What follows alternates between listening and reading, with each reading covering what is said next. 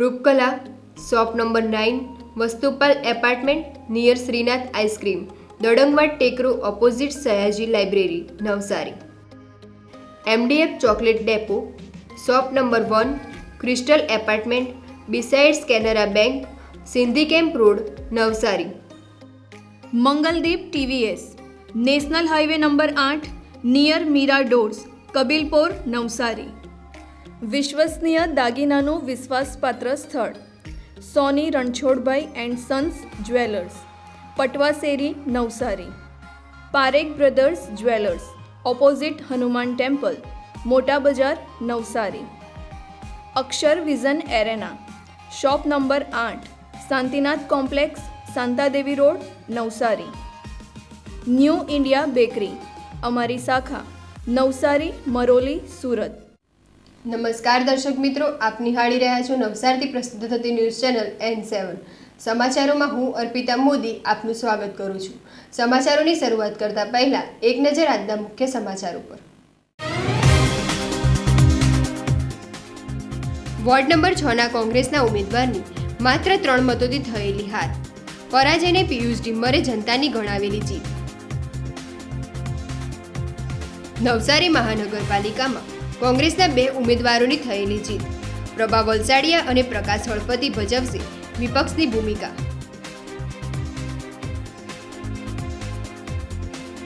ભાજપની 50 વિજેતા ઉમેદવારો સાથે ભવ્ય વિજય રેલી.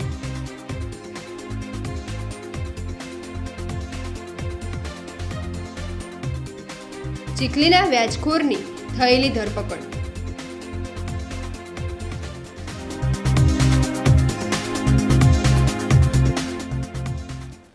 નવસારી મહાનગરપાલિકાના વોર્ડ નંબર 6માં ભાજપ અને કોંગ્રેસ વચ્ચે રસાકસી ભર્યો જંગ જામ્યો હતો.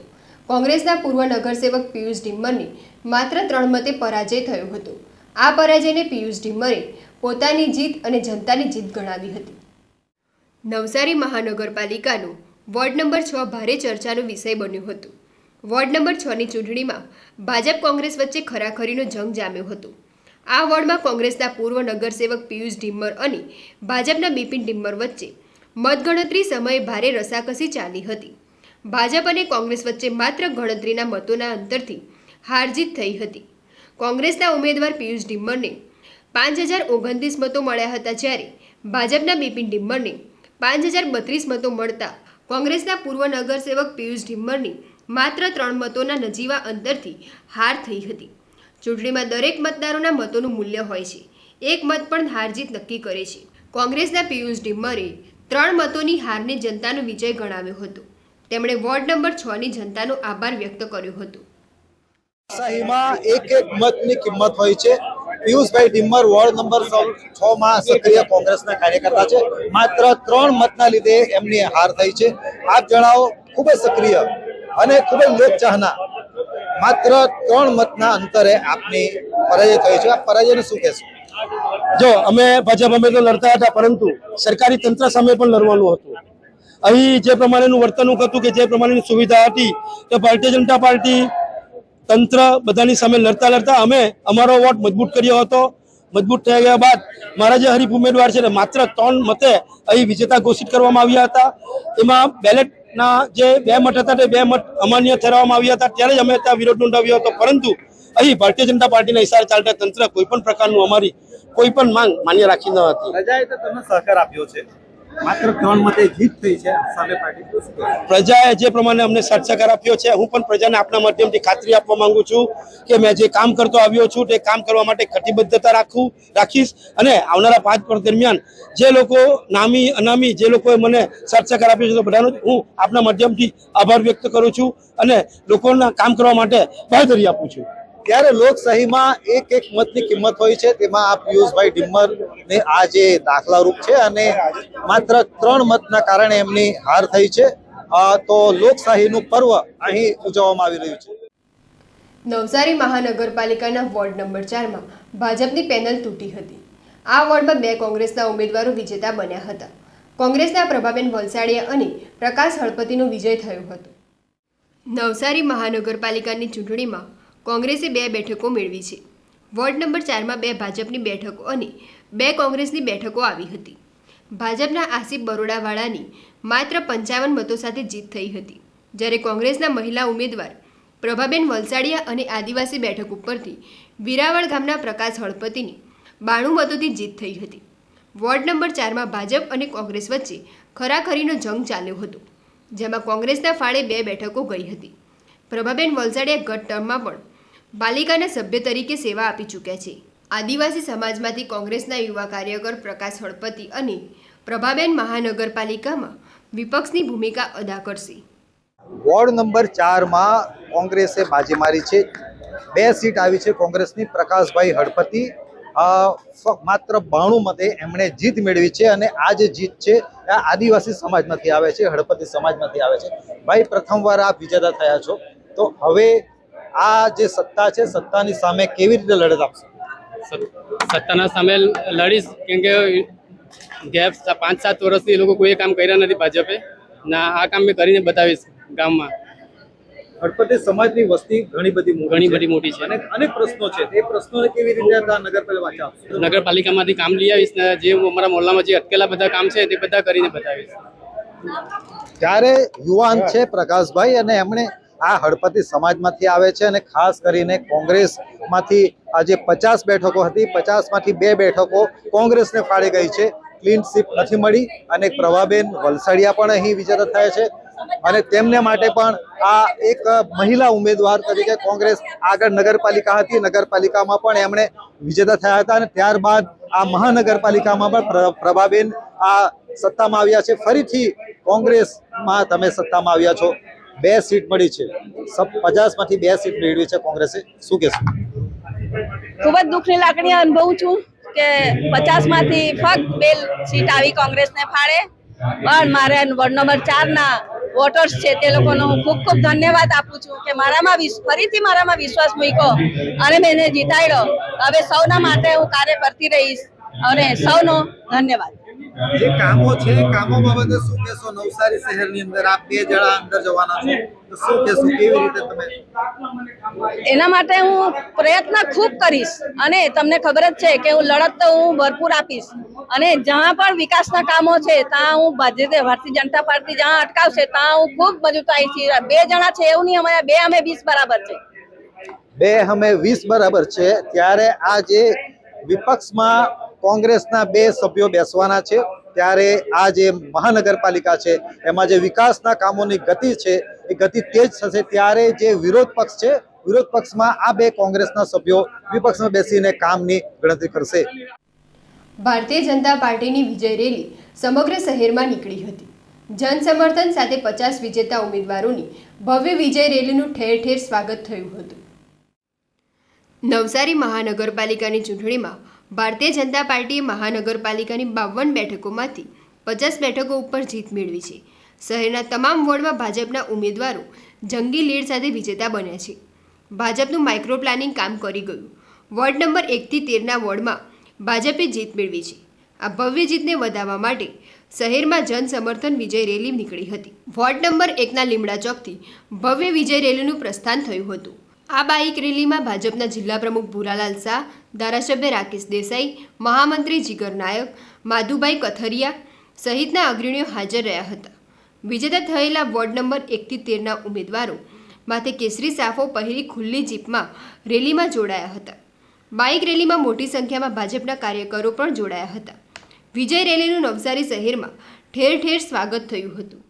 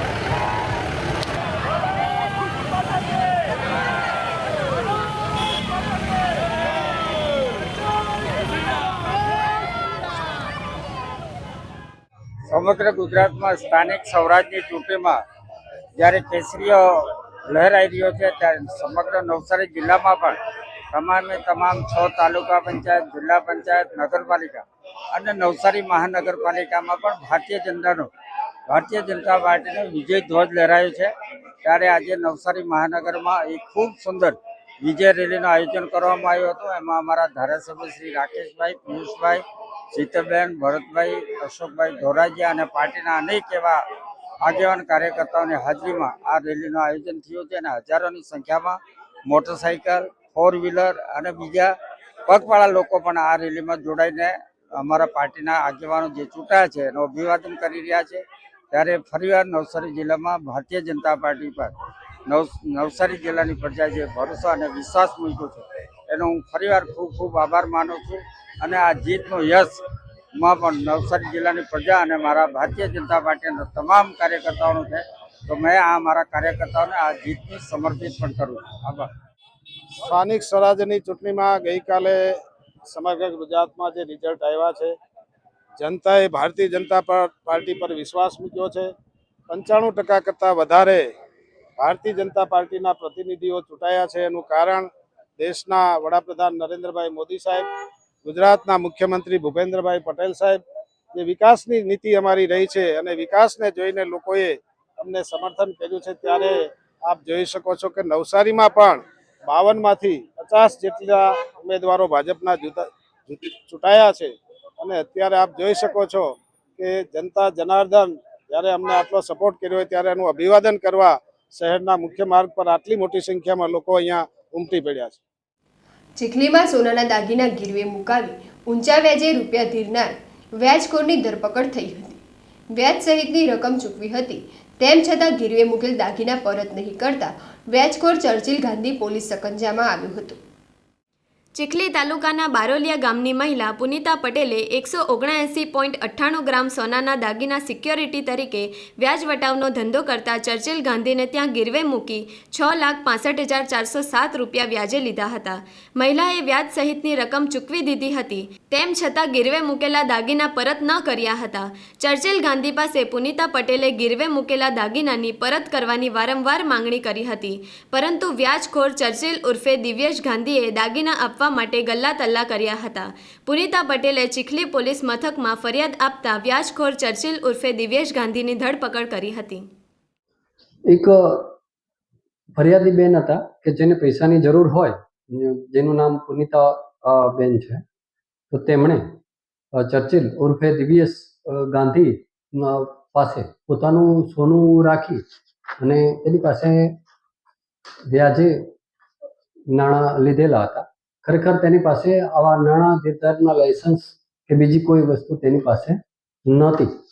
તો તેમ છતાં અને જ્યારે આ બેનને પોતાનું સોનું પાછું જોતું હોય ત્યારે આજે દિવ્યેશ કે જે નાણાં વ્યાજનું કામ કરે છે તેણે પોતાના પૈસા પાછા નહીં આપેલા હોય અને સોનું પણ પાછું નહીં આપેલું હોય, જેને કારણે તેની ઉપર આ બેને ગુજરાત નાણાં ધીરધાર અધિનિયમ મુજબ ગુનો ચીખલી પોલીસ સ્ટેશનમાં દાખલ કરવામાં આવેલો છે અને હાલ આગળની તપાસ ચાલુ છે. સમાચારો સમાપ્ત કરતા પહેલા એક નજર આજના મુખ્ય સમાચારો પર. વોર્ડ નંબર 6ના કોંગ્રેસના ઉમેદવારની માત્ર 3 મતોથી થયેલી હાર, પરાજયને પિયુષ ડિમ્મરે જનતાની ગણાવેલી જીત.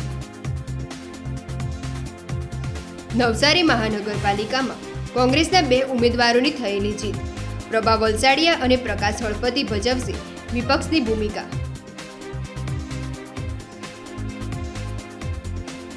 ભાજપની 50 વિજેતા ઉમેદવારો સાથે ભવ્ય વિજય રેલી.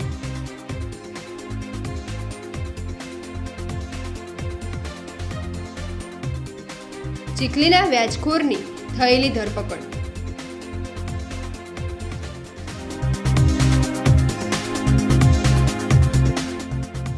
તો આ હતા આજના સમાચારો. બન્યા રહો અમારી સાથે અને જોતા રહો નવસારીથી પ્રસિદ્ધ થતી ન્યૂઝ ચેનલ N7. નમસ્કાર.